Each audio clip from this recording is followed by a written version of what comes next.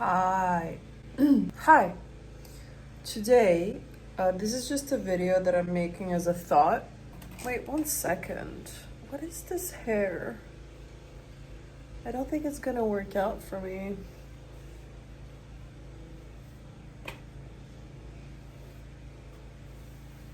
I'm not gonna be talking to you about hair, but that doesn't mean I can't look fabulous while I talk to you about languages and learning. So, just 1 sec. Okay. Let me just. I'm sorry for the sounds, by the way. Let me just.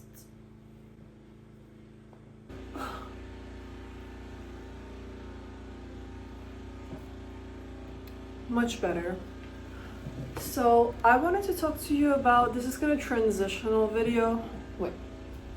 Please don't mind the noises of the gardeners outside. So this is a transitional video. I filmed a video last week for it to be in time for Saturday, Sunday, rather Friday.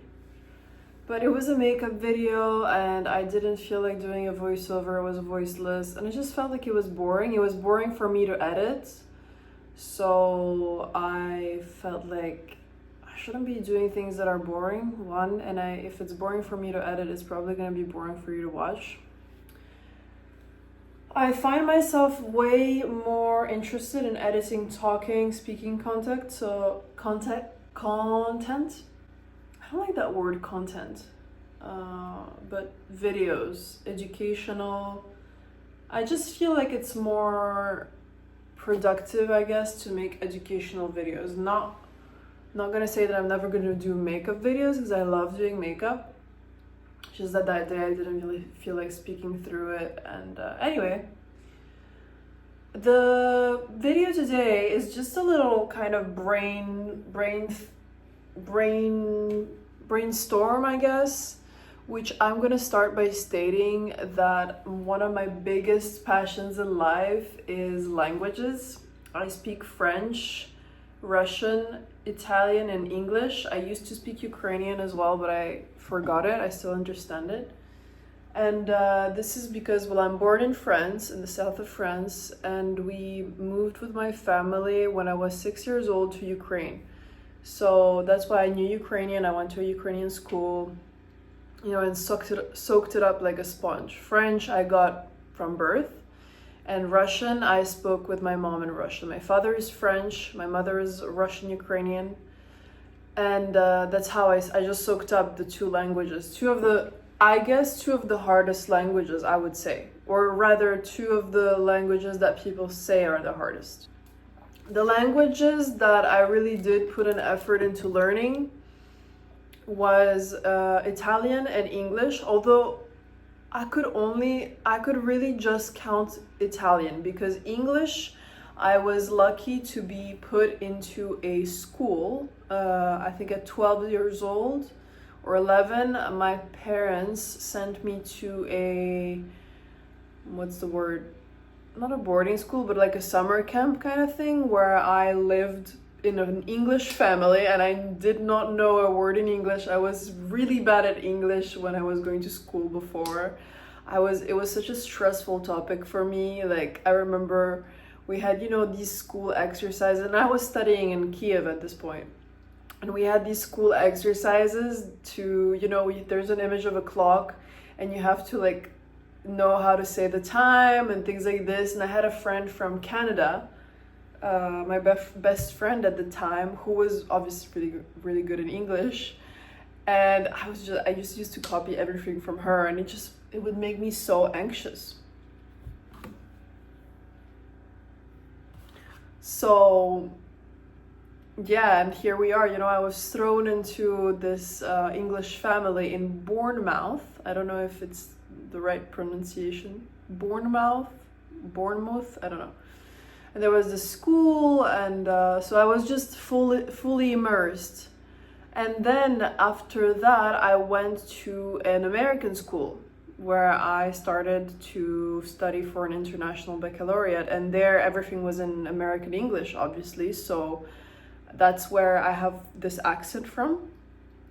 And then after that, after living in Ukraine, after being in the American school in Ukraine, I was getting very bad grades in normal school. So my parents were like, why don't you go to boarding school, you know? And I ended up going to boarding school in London, in England. It was in what's it called? Slough, apparently the most dangerous area of England. I don't know if it's still this way. To a boarding school called ISCA, and International School of Creative Arts. I think it has changed a lot since the time I was there, but that was probably one of my the wildest period of my life. I won't really go into that very much, but I think the people that were there with me will know why I say it like this. Anyway, and I say that, you know, I say that Italian is the only language I truly made an effort learning is because I wasn't small anymore, you know, and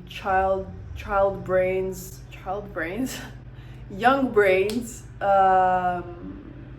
it's easier for children to, the younger you are, is easier to learn because you're basically not learning, you're just absorbing it into your brain, which is why I feel so lucky that I was around a French parent and a Russian, Ukrainian parent, and that I was, you know, given the opportunity to learn English, and I had the opportunity to travel. I was very, very grateful for this always.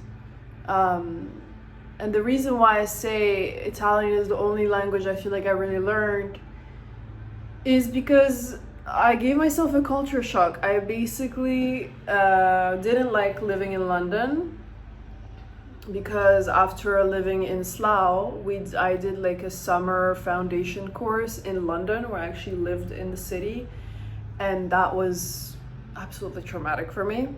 My sleeping schedule and just life habits probably played a big role in that, but I always felt like London was not my place. So I moved to the complete opposite, if cities can have opposites, and that was Florence in Italy. And that's where I learned Italian for a year. I went to a school that was, around 3 or 4 hours daily in the morning, which was really funny because the class was basically all Chinese people, and it just amused me because it seemed like my brain was registering 2 new languages, Chinese and Italian. It was very funny. We had a lot of fun though. The first lesson I went into though, they put me in a room with these people who knew already how to form sentences in Italian. And I came up to the teacher at the end of the class and I was like, please, with like really terrible Italian. Obviously I just knew like 3 words, you know, trying to speak English, but she doesn't speak English. But I think I had a very worried expression on my face because she was like, don't worry. I was like, wait, but why am I here? Perché sono qui?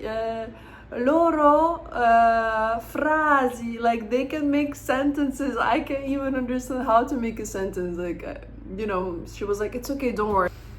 And this is why I say that Italian is really the language that I really felt like I had to learn with effort, you know, and since then, it's been 5 years. I learned Italian when I was, oh my God, it's been more than that. It's been like 6 years that I learned the language. Oh, goodness gracious. And now we come to the present moment. I have these 4 languages in my pocket, and I just have this passion for languages. My grandpa on my father's side knew, I think, 10. My father says not perfectly, but still, I think this influence came to me from him, and he was an artist as well. And so my question now, and why I'm making this video, is how do you keep up the language knowledge? How do you not forget them? Because for Ukrainian, for example, I used to speak it very well. I mean, I don't actually remember myself speaking it, but I was studying in Ukrainian, so, you know, I must have been pretty good. I forgot it because I didn't use it, and this is just what happens. I don't think we forget languages. I don't think we actually do. I think they're just kind of You know when you have a lake or a pond and there's mud underneath, and you stir or you make the pond move and the mud goes up? I feel like that's the language. If you don't make it move, which would be your brain, would be the usage of the language, it's not gonna be triggered. And that's really what I know. I verified this theory upon myself, because when I used to work this summer at the family business that we now sold with a lot of Ukrainian speaking people around, I would automatically just, first of all, the desire to know Ukrainian came back to me. So I really wanted to learn. I wanted to be able to speak with them in Ukrainian. They spoke Russian too, but it just felt like Ukrainian is such a beautiful language. And usually people ask me what's the difference between Russian and Ukrainian, and I always describe it in this way. Ukrainian is like a circle, and Russian is like a triangle, and Spanish is like Russian, and Ukrainian is like Italian. Ukrainian is very warm and like a hug and fuzzy and extremely sensual in a way. Sensual in a very lovey-dovey way. And Russian is like sensual in a very dominating way, like a dominatrix kind of vibes, you know? And automatically, after spending all of this time around the language, I would, when I was alone, when I was driving, I would literally challenge myself to speak Ukrainian. Just say random sentences, talk to myself, and I would find the language coming back. You know, I would find the language coming back. I would, because you hear it all the time. And I really felt within me that if I were to take a Ukrainian course for 3 months, it would come back like this. I'm sure of this. I'm sure of this. So my question is, let's get to the juice. How, and I already asked it, how do we maintain the language knowledge? Because one of my goals in life is to stuff as many languages as I can into my brain, right? Into my brain. What is that? Into my brain. I know that is possible. I know I've seen videos of people speaking like 25 languages perfectly. I want to learn languages that I find absolutely luxuriant and that inspire some kind of feverishness within me. Next, I'm learning Spanish.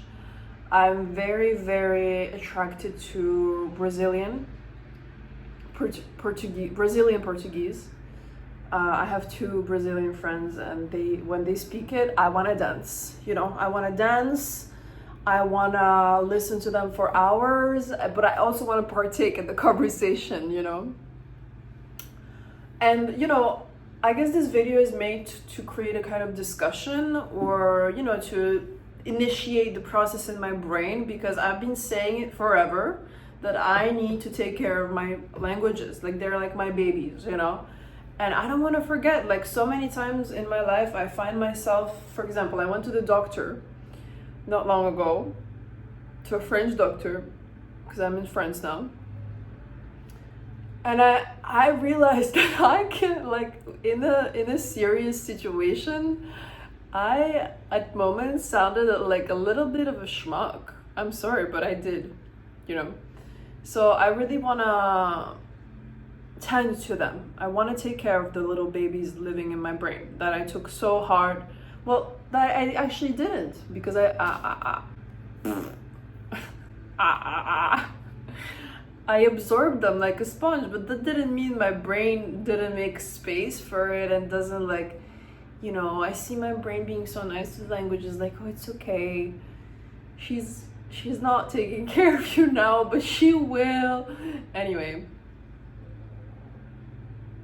So some of the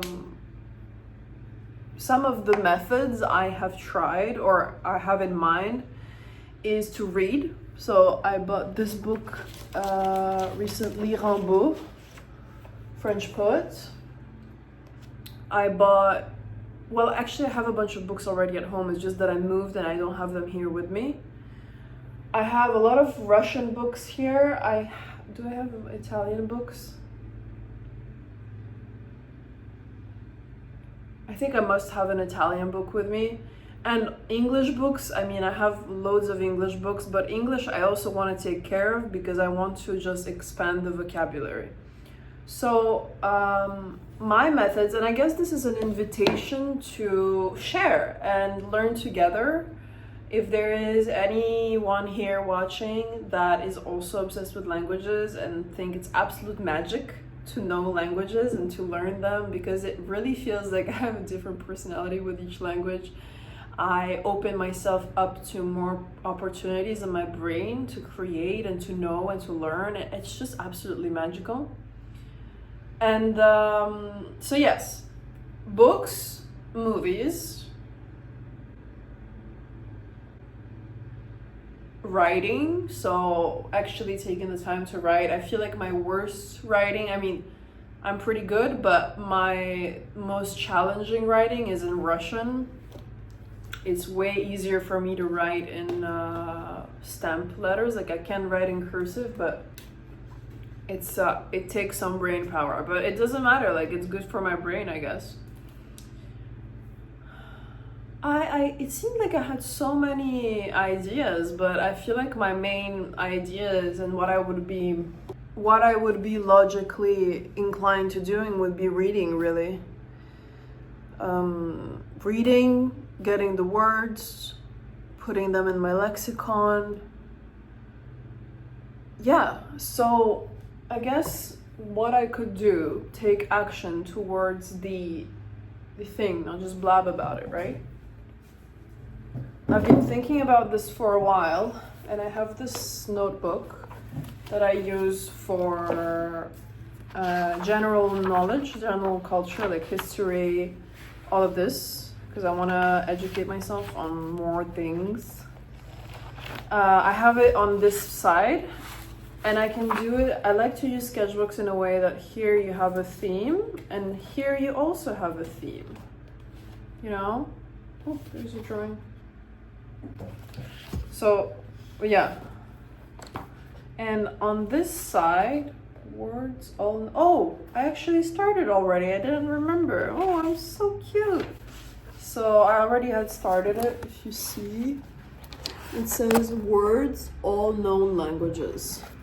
But I feel like it would be nice to... Or we could do something interesting. But...